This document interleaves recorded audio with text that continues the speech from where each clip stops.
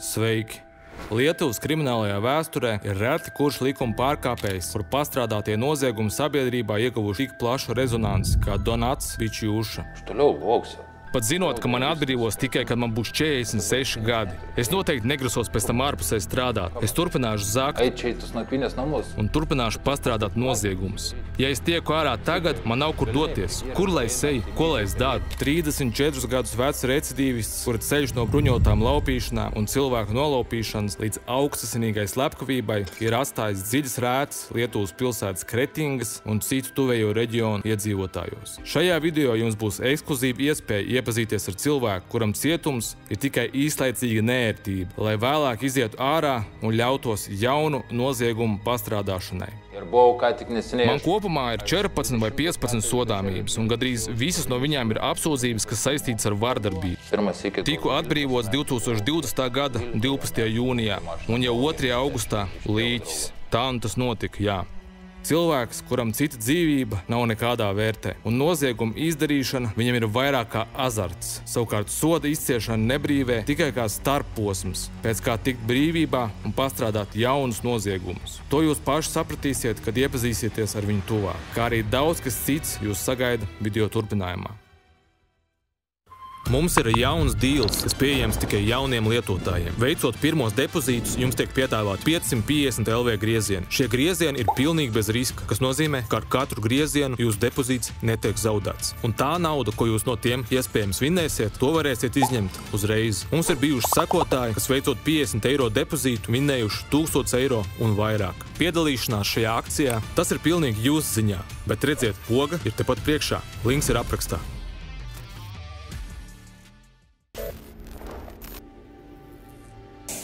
Bičjūša ceļš uz bēdīgo slavu sākās vēl pusauģu gados, kad viņš piedalījās kādā nolaupīšanā. Tieši sākot ar šo epizodi dzima un lēnām attīstījās viņas rauji progresējošā nežēlība.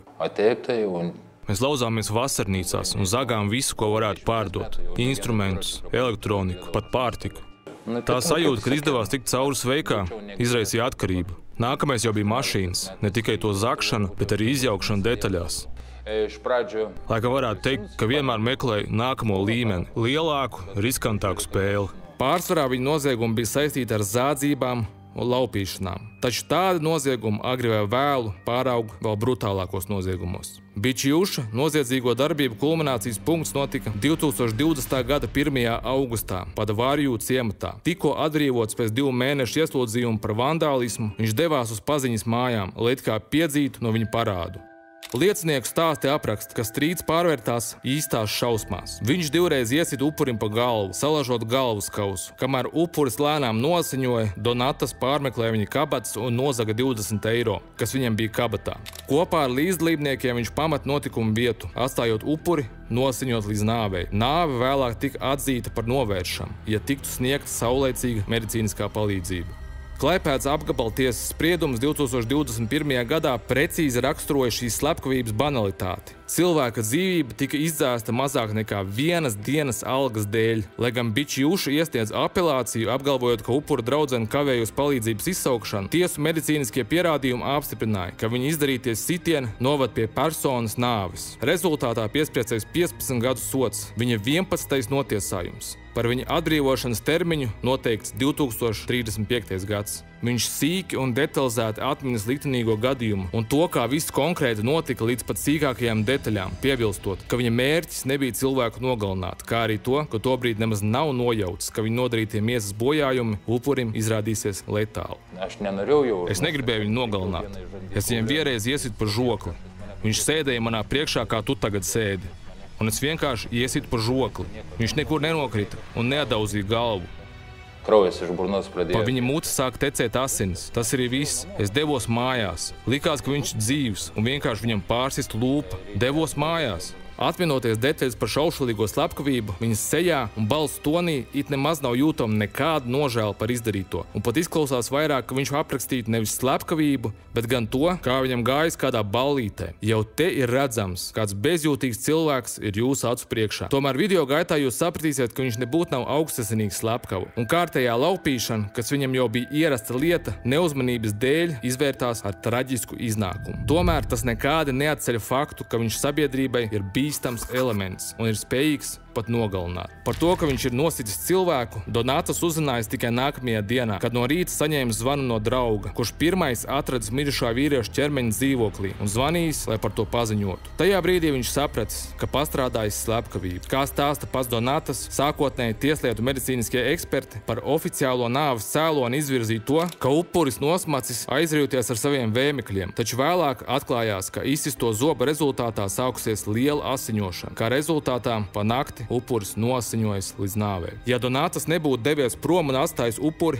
bezpalīdzīgā stāvoklī, viņa dzīvību būtu izdevies glābt. Atbildot uz jautājumu par to, kā viņš nonācis upura dzīvesvietā un kā sācies konflikts, Bičjuša nekavējoties atbild, ka viņu tur uzaicinājis draugs, notikusi iedzeršana un kā jau alkohola reibumā mēdz gadīties, sākusies asāka vārdu apmaiņa, kuras rezultātā izcēlies konflikts, kas pāraudzis arī fiziskā agresijā. Tomēr Donatas rod savu skaidrojumu un aizstāvību tam, kāpēc viņš nav vēlējies nogalināt, bet tikai iekaustīt oponentu.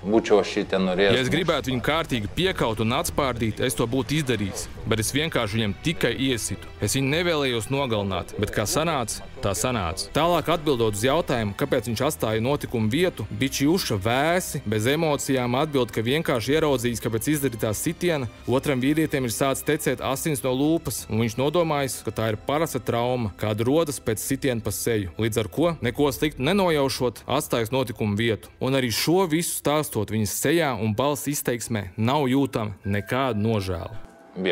Nodomāja, ka asiņošana beigsies. Viņš iedzers kādu aliņu, un ar alkohola palīdzību visam būtu jābūt kārtībā. Un nākamā rītā es uzzināju, ka ir atrasts līķis. Es satiku draugu, un viņš man teica, ka ir sūdi. Tur ir līķis.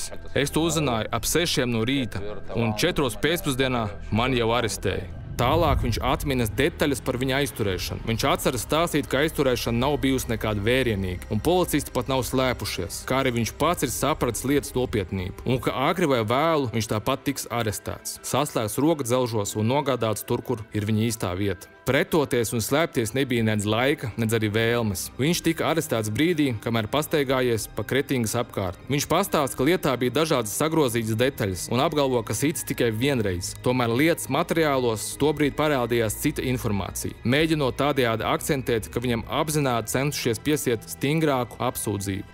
Tieslietu krimināli eksperti apgalvoja, ka slepkavības epizodē fiksēti 3 sitieni, taču es jau no pirmās dienas apgalvoju, ka iesitu tikai vienu reizi. Liecinieki, kas bija dzīvoklī, arī teica, ka bija tikai viens sitiens, taču kriminālais eksperts tiesā liecināja par 3 sitienu izdarīšanu. Lai pierādītu to, ka viņa lieta tikusi sagrozīta, viņš min epizodu no tiesas, kurā minētais eksperts tiesas sēdē piecēlies kājās un sacījis sekojošo, citēju.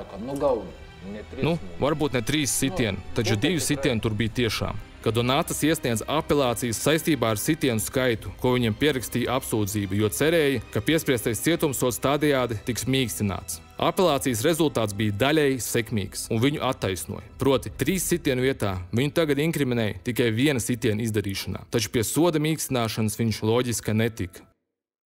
Viņš savu panāca tikai daļēji, un uzskatu, ka tas jau nekāda arī nemaina lietas būtību, jo viņš bija nogalinājis cilvēku, nodarot viņam smagus miesas bojājumus. Viņš pastāsta par visām savām sodāmībām, cik daudz un cik smagas pakāpes sodāmības viņa mūžā ir bijušas. Man kopumā ir 14 vai 15 sodāmības, un gandrīz visas no viņām ir apsūdzības, kas saistītas ar vardarbību. Visās laupīšanas apsūdzībās figurē vardarbība. Neilgi pirms slepkavības es biju izciets iepriekšējo sodu vienā no ieslodzījuma vietām un tiku atbrīvots 2020. gada 12. jūnijā, un jau 2. augustā līķis. Tā un tas notika, jā. Un arī stāstot par ko tādu, viņa sejā nav redzams ne kripatiņas nožēlas. Tāpēc vēršanās apelācijā bija tikai un vienīgi izmisīgs centiens mīkstināt sodu, nevienā brīdī nepadomājot par sāpēm un ciešanām, ko viņš ar savu agresīvo, mankārīgo un impulsīvo rīcību radījis bojāgājušo tuviniekiem. Jāatgādina, ka agresijas iemesls bija nieka 20 eiro, un vispār, arī ja runa būtu par lielākām summām, tas nekāda nav iemesls, lai dzēstu kādu dzīvi, pat ja nolūks nebija nogalināt. Taču rezultāts ir tāds, kā ir, un normāls cilvēks noteikti ieslīgtu dziļā depresijā, taču ne Donatas Bičjūša. Viņam šī slepkavība šķiet tikai kārtējā ikdienišķā problēma, kas atkal viņu noveda pie dzīves ieslodzījumā. Intervijas turpinājumā viņam tiek jautāts, lai viņš sīkāk pastāsta par savu kriminālo pagātni, jeb pirmsākumiem, viņa noziedznieku gaitām, kas vēlāk progresēs, tādējādi padarot viņu par vienu no bīstamākajiem krimināliem elementiem Lietuvas jaunā laika vēsturē.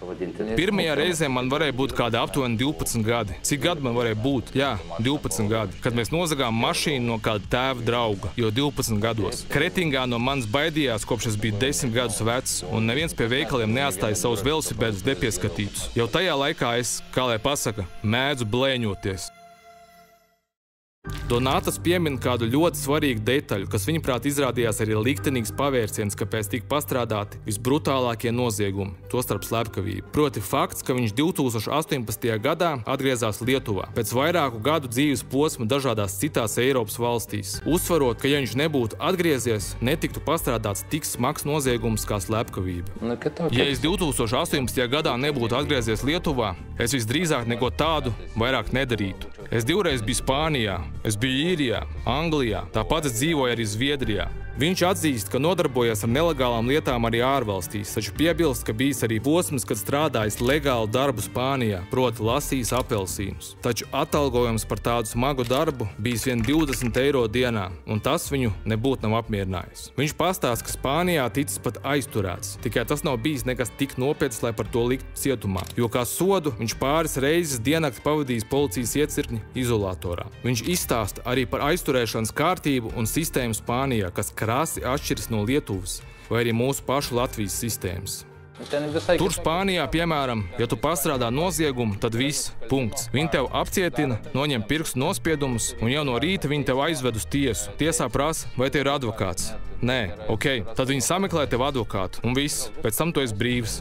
Nākamā reize es piedzeros, pastrādāju pārkāpumu, tādā garā es tur nokļuvu 3 reizes. Bičjūša tā arī nereizi netika tiesāts ārzemēs, taču pastāvēja iespēja, ka ja arī viņš tiktu notiesāts, viņš tiktu deportēts uz Lietuvu, kur attiecīgi izciestu soda termiņu vai arī būtu noteikusi tiesas spriedumu aizmuguriski, kamēr viņš atrastos jau ieslodzījumā Lietuvā. Kā viņš pats skaidro, viena zādzība vai kāds vidējs pakāpes pārkāpums nav nekas tik īpašs, lai par to Spānijā kādu notiesātu. Bet ja tādi sakrājas vairāki, tad augstāk minētais scenārijs var būt pavisam reāls. Bet principā viņš tika cauri diezgan maigi, jo viņš nebija pastrādājis neko tādu, kas policijai liktu viņu aizturēt ilgāk un notiesāt ar reālu cietumsodu. Tālāk stāstot par savu pēdējo pastrādāto noziegumu Spānijā, viņš piebilst, ka viņu daļēji paglāba viņa boss, pie kā viņš tobrīd strādāja apelsīnu vākšanas darbā. Boss arī bija lietuvietis, un viņu laicīgi pabrīdināja, ka ir laiks doties prom. Viņš man teica, policija šobrīd ir ļoti aktīva. Viņi tev jau visur meklē.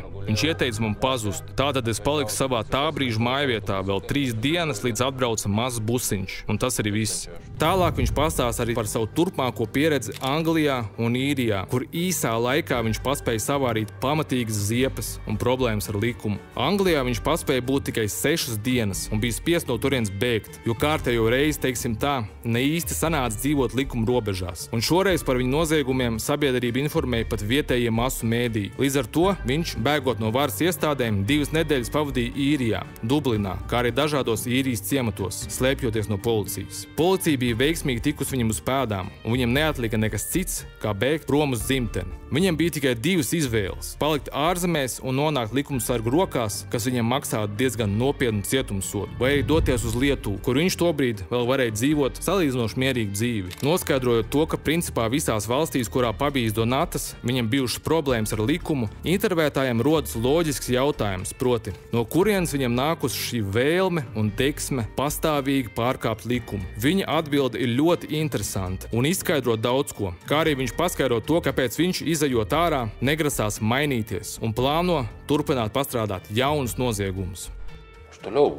Patiesībā tāpat nav vēlme. Visdrīzāk tas man ir iedzimts. Darīt kaut ko sliktu. Es nezinu, tas ir kaut kā.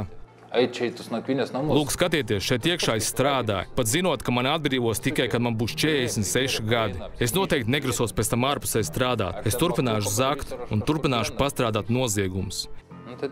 Ja es tieku ārā tagad, man nav kur doties. Kur lai es eju? Ko lai es daru? Viņš netic, ka tajos 11 gados, kas viņam vēl palikuši izciest sodu, likumdošana Lietuvā varētu izmainīties uz tādu pusi, kas liktu viņam mainīt savas domas un rīcību. Kā otru variantu pēc iznākšanas viņš min atgriešanos Spānijā, jo uzskata to par labāko valsti. Kā iemesls viņš min gan to, ka tur ir silts klimats un draudzīgi iedzīvotāji, taču daļēji viņa vēlme atgriezties Spānijā ir saistīta ar maigākiem sodiem pret viegliem likuma pārkāpumiem, ko viņš jau reiz pieredzēja, un salīdzināja tos ar Lietuvu, kur pēc viņa teiktā pat par maizes zādzību uz tevi skatās kā uz bīstamu noziedznieku. Šeit Lietuvā tev pat par maizes klaipa nozagšanu pārdevējs var skriet pakaļ ar nazi, bet tur tādām lietām neviens nepiegriež īpašu vērību, jo varbūt cilvēkam nav ēdienas. Viņam vienkārši gribas ēst. Varbūt viņš mirst badā, bet Spānijā viņi to saprot. Bet šeit ir banāna republika, šeit ir Lietuva.